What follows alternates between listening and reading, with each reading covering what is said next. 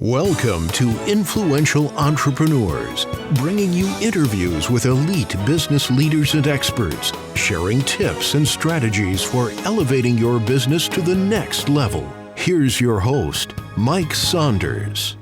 Hello and welcome to this episode of Influential Entrepreneurs. This is Mike Saunders, the Authority Positioning Coach. Today we have with us Scott Kenik, who's the founder and principal of Wealth Concepts Group, and we'll be talking about alternative investment options. Scott, welcome back to the program. Hey, thanks so much for having us back. You're welcome. And I know we had touched on last conversation, taxes, and boy, we could spend about a 4-day weekend seminar on that one point alone, but maybe we can pick up on that conversation and talk about some ways that you work with your clients on mitigating or reducing taxes as much as possible. One of the things I want to touch on is the popularity of Roth conversions. They're very, very popular, and for a good reason is it does several benefits for you. One, by converting your IRA, your traditional IRA to a Roth IRA, you're going to take money out of that, pay the taxes on that, convert that into the Roth, and then the money comes out tax-free. And there's a couple of benefits to that. One is you're paying the taxes now before potentially taxes go up, and also you're eliminating the RMDs, the required minimum distributions, and the money goes to your heirs tax-free. But let's talk about the tax rate. We don't know what the tax rate's going to be 10, 15, 20 years when we take that money out in retirement. We have no idea, but we're most likely in our lowest tax bracket. The rest we're going to see in our life. But the question is, what are those taxes going to be? So imagine if I came to you as a mortgage broker when you bought your first home and said, listen, I'll go ahead and lend you the money to buy your home. But as far as the interest rate is, we're not going to decide that today. What we're going to do is we're going to take, when your loan is due in 30 years, whatever the interest rate is that year, we're going to apply it to your mortgage from the first day you took out your loan. Now, but Mike, would you ever take out that loan? No. Absolutely not. But that's exactly what we're doing with all of these qualified plans, with the IRAs, the 401ks, et cetera. We're saying, hey, we don't know what the tax rate, we don't care what the tax rate's going to be 10, 20 years. We want those tax benefits now. So if you wouldn't take out that loan, understand the same thing applies to that IRA and the 401k. So convert to this Roth, convert that money, pay the taxes now, and make sure you don't go over your tax bracket. Do it piece by piece to make sure you're not increasing your tax bracket. But the Roth conversion is a very, very good option to reduce your taxes. And I talk about that quite a bit in my book, No Stress Retirement Roadmap, where I give some actual financial numbers as examples. Scott, what you mentioned there reminds me of the analogy, and I know you've heard it 10,000 times. Would you rather pay tax on the seed or the harvest? Well, I've got a couple bags of seed. That's little, but man, when I plant it and it comes, into harvest time, that's like acres and acres. So yeah, I want to pay tax on that. And so if I'm understanding correctly, we don't want to get into the weeds, but with the Roth conversion, you might incur some taxes now that you were trying to put off, down the road. But if you're going to pay taxes at today's tax rate, which you actually know, so it's the devil, but you're going to then put off and not have to pay them way down the road, which is the huge question mark. Exactly. And the devil, we're actually, taxes are on sale right now. It's hard as it is to believe we're at some of the lowest tax rates historically. So you're much better off paying the taxes now when not only do you know them, but they're low. Yes. Exactly. And I think we probably touched on this as well, but it's like, do you really think taxes are going to be the same, if not better, down the road, decades down the road? Probably not, because there's that gazillion dollar deficit that has to be closed. The gap is closed from taxes. So I think that's a huge aha for people, and they can go, hey, let me lock in, like the mortgage example you gave. People don't want to get the rate that's going to be way, way, way down the road. In fact, they don't even want to wait 2 months. They want to lock in right now. They don't even want to wait the 30 days, 60 days in escrow and hope for the best and let it float. They want to lock it in now. So there's that strategy that you can talk with your clients about to say, let's see if we can lock in at today's tax rate to preserve what could happen down the road. That's a huge aha. So, it's all about preserving and building your retirement portfolio. So talk a little bit about some how to get competitive income without risk, because that's what it's all about. Taxes is a big word and risk is a big word. Yeah, I strongly recommend that the closer and closer you are to retirement, that you reduce the risk in your portfolio. You eliminate the volatility. You eliminate the volatility of the stock market, which means get out of the place where you could lose money, the stock market. I work with pre-retirees and retirees to show them how specialized interest contracts, safer money options, will give them the profits of the stock market, give them competitive returns to the stock market with none of the risk. And this is so, so important. The stock market is a roller coaster, up and down, up and down. It is not a straight ride. If you need that money while the market is down, you may not be able to afford to retire. You may not be able to afford to stay retired. So eliminate the volatility of the market, get out of the market, but get competitive returns with these safer money options. And I hear some people say about safer money options that those types of things are quote unquote tied to the market. So I think that sometimes that's a confusing topic. How can something be tied to the market but not have the volatility of the market? These products use the stock market performance as a calculator to determine the interest credits every year. So we're not invested in the market. We're not, your money actually stays in cash, but we use it as a calculator. The financial institution looks up at the end of the year and says, hey, the stock market did 8%. We're going to pay Mike a percentage of that. Stock market did 12. We're going to pay Mark 12. We're going to pay Sally 12%. So it looks back at what the stock market did and uses that performance to calculate what the interest is without investing in the market. Your money stays in cash, so you eliminate your losses. So, so important. So here, this is kind of like a in-depth question, and maybe I'm incorrect, but if I know that my returns are locked in and guaranteed and can't lose money, doesn't that also mean that the upside is capped to where if I were in the market and the market made 20% gains, I'm not going to get that kind of gain, but at least at least I've got a floor where at least I'm not going to lose money. Yeah, in most instances, the concept has a cap and a floor. The floor is zero, meaning you could never go below 0%. You could never lose money. And many of these do have caps, meaning that this cap to a certain level of interest. Say your cap is at 12%. So if the market index does 12, does 15, you get 12. Market index does 11, you get that 11, but you got that cap. Not all of them do have the cap, but the ones that do, even though that you will not get the highs, they tend to pay higher than the uncapped strategies when you're talking the lower interest rates and the mid size returns. Even with the cap, even if you have an index with a cap, the advantage of this is not necessarily the highs of the returns, but the fact that you're never going to lose money when the market crashes. In my book, I show examples of a cap strategy. With this particular example in the book is 12.5%.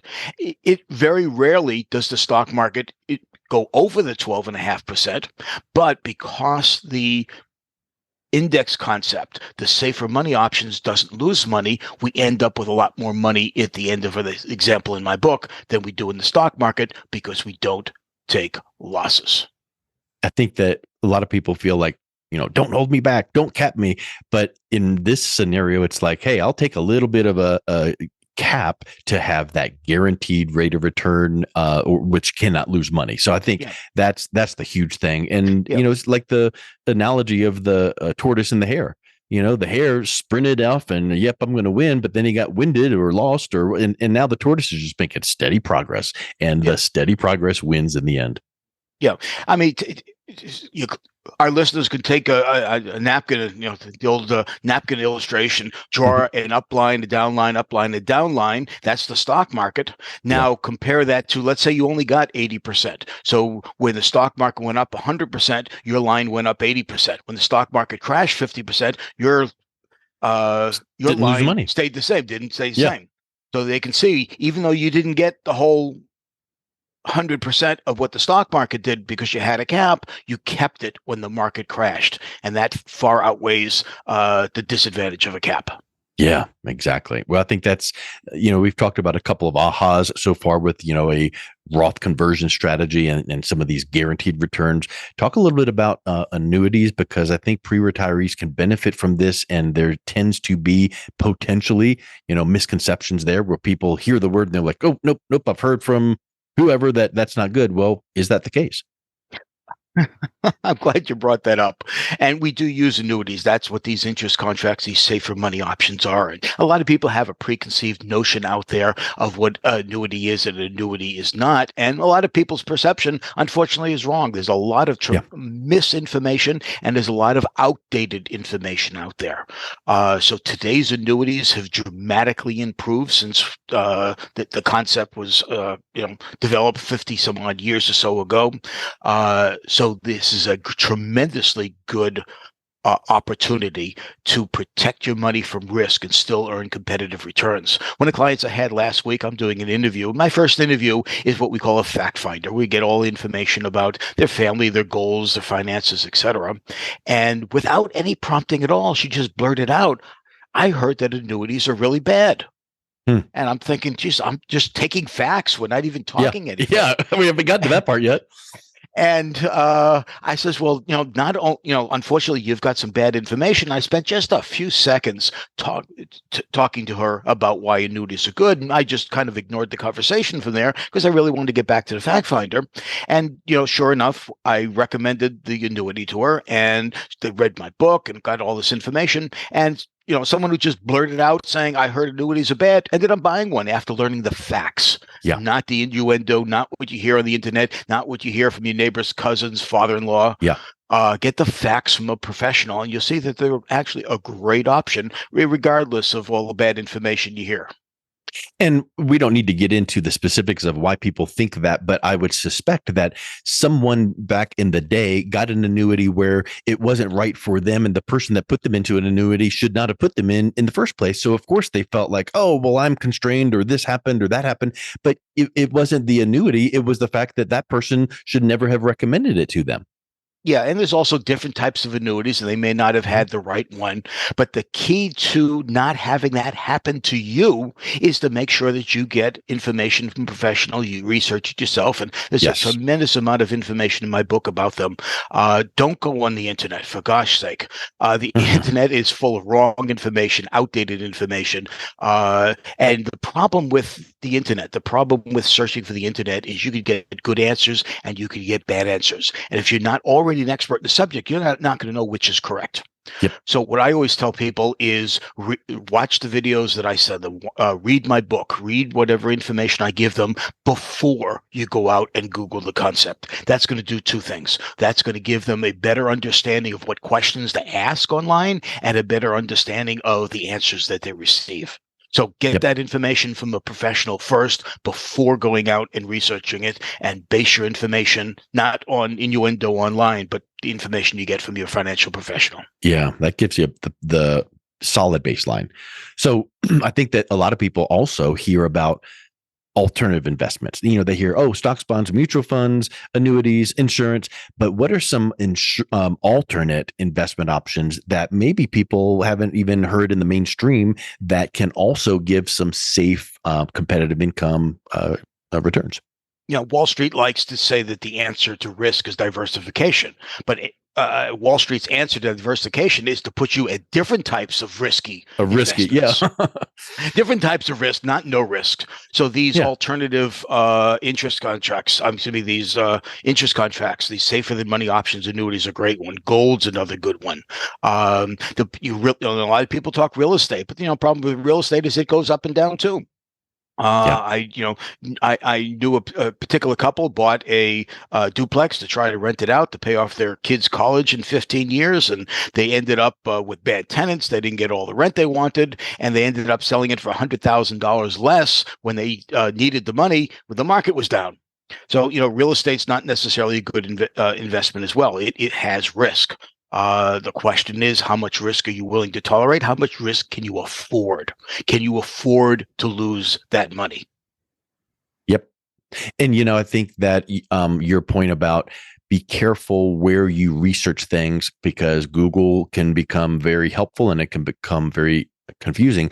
And I think that also there are some alternative investments out there you can see online that stray really far from what the traditional alternative investments would be. Like, as an example, I've seen an offering for you can invest in comic books. Now, why are you going to give money to some fund that's investing in comic books? That's might be viable, but it sure is, not the norm alternative investment. So be careful when you hear the word alternative investment of where you're getting facts from, right? Yeah, one of the things I see very often in related to that is investing in art. But art is highly subjective. Yes. And take a look at. I like to watch Antiques Roadshow on PBS, and very often they'll have shows. They'll go back 15 years, and they'll show you what the value was 15 years ago, and they'll show you what today's value is. It's an amazing number of things that were high 15 years ago that are now low. And the same thing with the art market. It's very subjective. There's a lot of risk in there. Sure, some unknown artist may get big in the next 15 years, or he may not. Even if you're investing in a known artist, you don't know what's going to happen. It's all about risk. When you get closer and closer to retirement or in retirement, we need to eliminate that risk because we can't afford it. When we're in our younger working years, the stock market crashed, 2008, and we really didn't feel the pain because we didn't need that money yet. We're still working. We're still getting our paycheck. But let's say that stock market crash happens again when we're just about to retire or are retired, can we afford to lose half our money? And, I say half our money it's not outrageous. Take a look at the history of the stock market. It's quite common. The average crash is 47%. So the stock market has risk. The bonds have risk. Real estate has risk. So the question is, do you want risk? Can you afford risk? And what happens if you lose? And wasn't it you that was talking about in a previous conversation, sleep insurance? Yes. Risk. That's huge. Risk is the opposite of sleep insurance. I want to go to bed at night knowing my money is safe. I wake up, I've got the same amount of money that I did when I went to bed. And that's what I do for my clients. They sleep better and I sleep better knowing that their money is protected. I love it. Well, Scott, it's just been a real pleasure bringing some of these points back up. And I just love your approach to these. And it's just a very sane and safe approach. So thank you for coming on. And so what's someone listening to this going, hey, I want to hear a little bit more, learn a little bit more, and maybe pick up a copy of your book, No Stress Retirement Roadmap. What's the best that they can do that? They can go to NoStressRetirementRoadmap.com for some more information about the book, or my website, wealthconceptsgroup.com. Get in touch and we'll send out a complimentary copy. Excellent. Well, Scott, thank you so much for coming on today. It's been a real pleasure talking with you. Thanks so much for having me. Look forward to our next conversation. You've been listening to Influential Entrepreneurs with Mike Saunders. To learn more about the resources mentioned on today's show or listen to past episodes, visit www.influentialentrepreneursradio.com.